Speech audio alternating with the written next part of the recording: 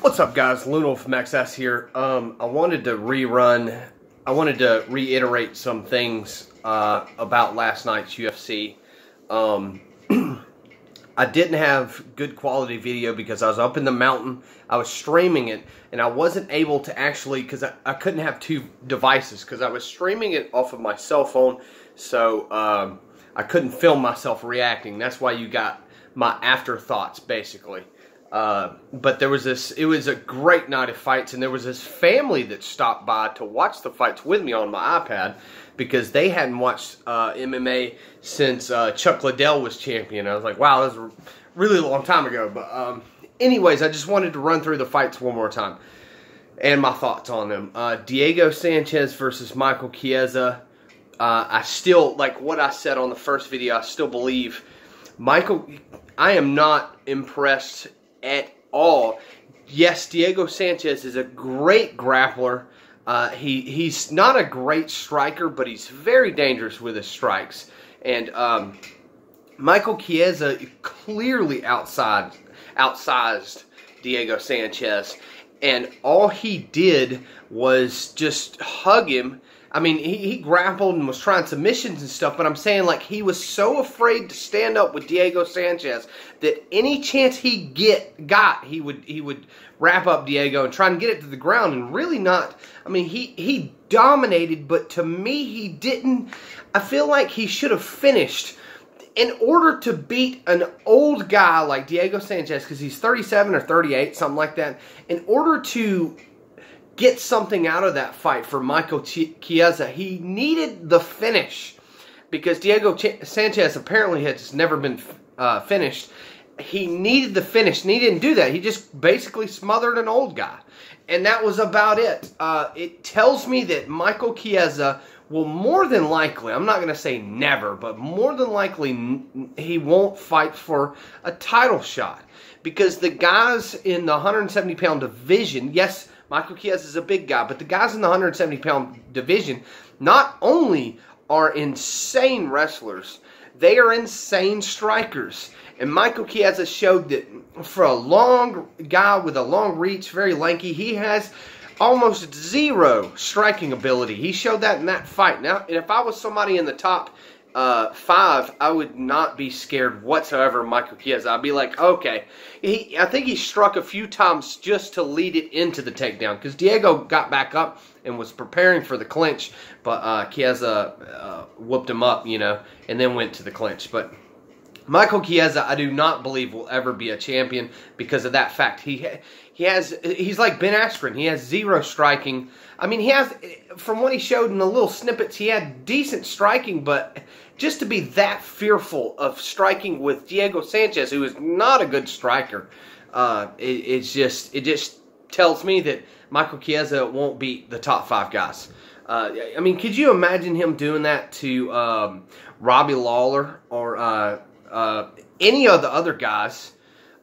He's just not going to be able to do that. They're just so much more ferocious in the clinch than an old guy is in Diego Sanchez. But anyways, I was pissed he lost. Next fight was Luke Rockhold versus, man, I can't remember that, Jan Blachowicz or something like that. The dude from Poland is what I'm going to call him. I knew Luke Rockhold was going to lose. I just 100% knew it, because Luke Rockhold has become so cocky and confident in himself that he thinks he doesn't even have to put his hands in front of his face to win a fight. He thinks he can take all the shots.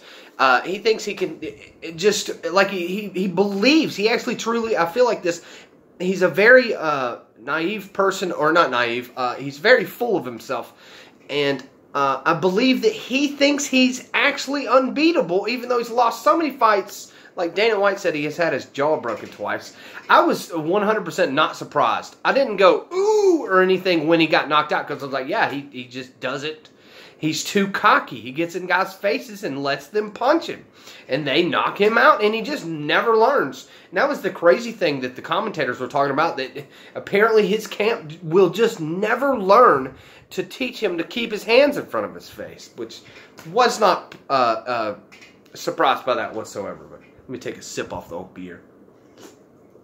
The next fight, Jorge Masvidal versus Ben Askren. I'm a Jorge fan and I'm an Askren fan. I'm a fan of Askren because the excitement he brings to the UFC. He's just got this crazy personality and he brings excitement to the fights. That's the only reason I watch them. If it was Jorge fighting some nobody, I probably wouldn't watch it for real, even though I'm a Jorge fan. But Ben Askren's the type of guy you either love him or you hate him. You either want to see him lose or you want to see him win, but you will tune in. And I think he's lost some of that in that knockout.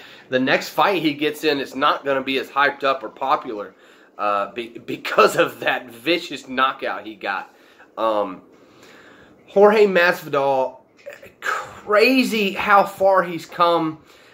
I'm not on his hype train only because he has shown that he can get rocked, and but he's just like his name, Game Bread. He's just so when he gets in a brawl or gets rocked or anything like that, he's so vicious that he can just ride through it. He can weather the storm, which is crazy. I'm really glad to see him doing well because he's very entertaining, and I'm so glad. I'm actually glad he beat Askren because Askren, like Michael Chiesa, has zero stand-up.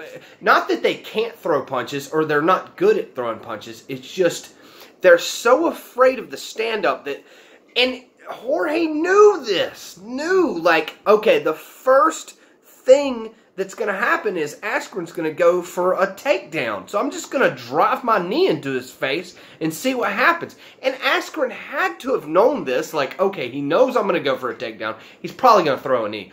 I wonder if Askren actually thought he could take that shot and survive it. Because I guess he thought, even though I think he went out in the Robbie Lawler fight at one point, he did recover pretty well, pretty fast. I think he went out, and I think because you don't remember getting knocked out, I think he thought that his chin was that solid. He's got a big old target of a chin, too. But my goodness, that knee that Game Bread threw was ridiculous. I'm glad to see him lose because you're seeing this trend now where wrestling beats everything. Wrestling is the ultimate because of Khabib and all that. Wrestling is the ultimate. All you need to ever do to win a fight is train in wrestling, which is not the case. I've seen it personally in my life coming up. Wrestlers who thought that they were just going to roll up to this guy and wrestle him, and they got beat on savagely. And that's what Masvidal knew. He knew Ben Askren is going to go for the takedown, so I'm going to drive this knee into his face and see if he can take it. And Askren clearly could not take it. It was crazy for a guy who's never been knocked out. It was crazy how stone cold knocked out Askren was. I think this is a great thing for MMA because I think MMA was trending towards wrestlers, which even though I enjoy watching it, it doesn't bring a whole bunch of people to watch MMA. And it doesn't grow the audience because wrestling does look, if it's just purely wrestling in an MMA match, it's very boring to watch. Even though I know, you know, with jiu-jitsu involved, you can still submit people off your back. But you got these wrestlers who just lay on top of guys.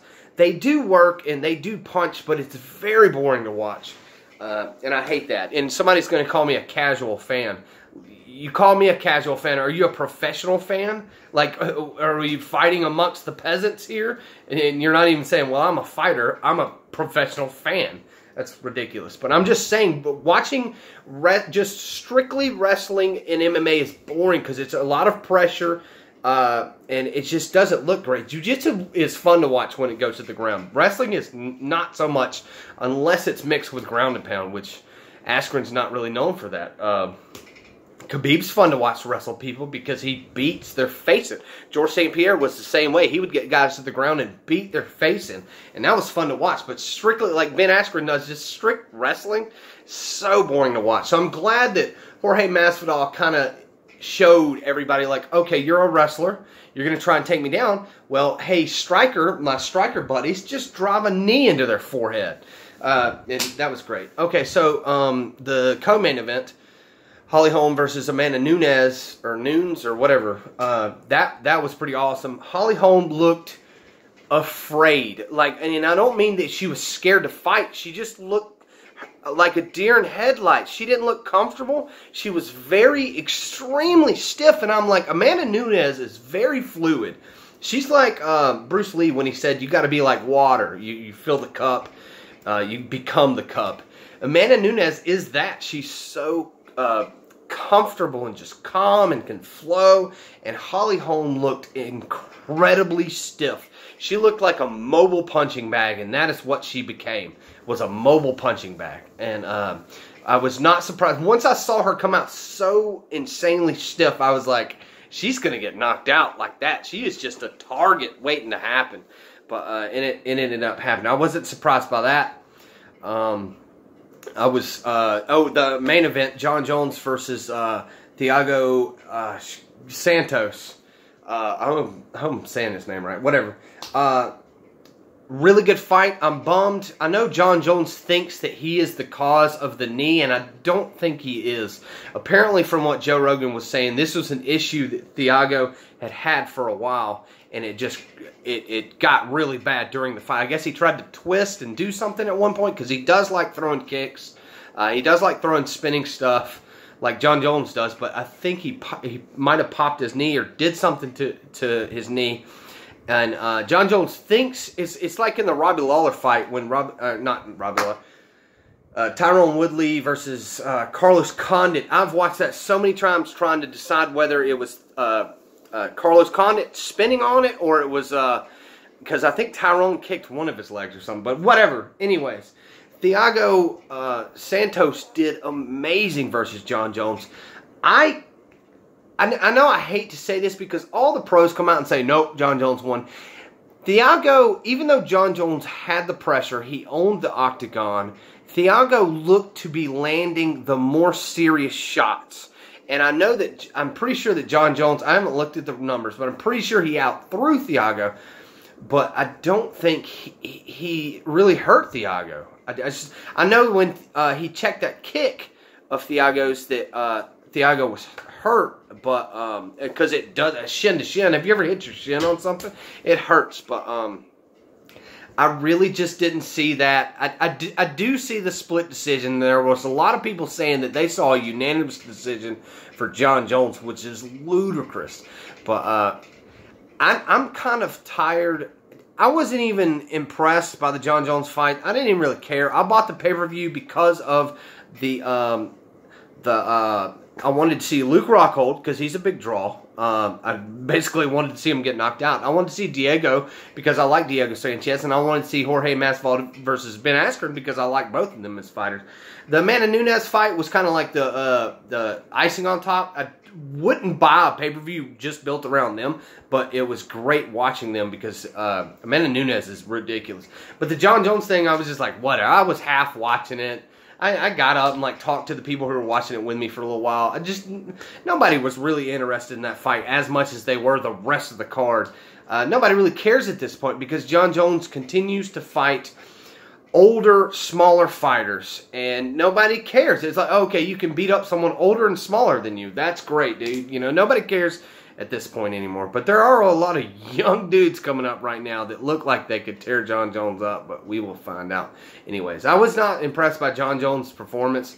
It was just kind of his current, you know, when he was younger, he would just do these insane things and just kill people. And now it's just these, he drags it to decision, and they're just real kind of boring. He does a lot of, what's it called? The hyperextended kick, where you kick your knee and it'll hyperextend your knee backwards.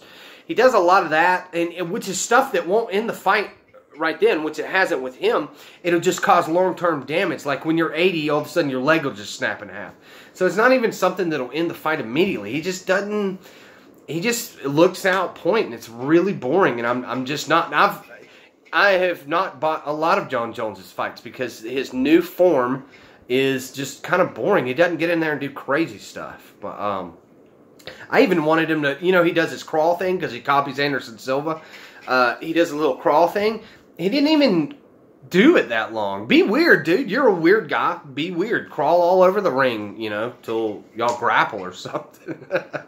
I just think the new form of John Jones is boring. He beats smaller, older fighters or guys who really shouldn't be in there in the case of, what was the last dude he fought? I can't remember that guy's name. Bald-headed guy, all the tattoos.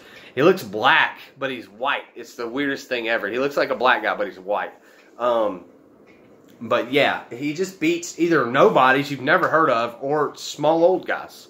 So, I mean, he even wants the rematch with Daniel Cormier, and he wants it at 205 because he knows it depletes Daniel Cormier, and he can beat him. Plus, Daniel Cormier's 40. It's just ridiculous. I'm just done with John Jones. Greatest in the world, yes, whatever.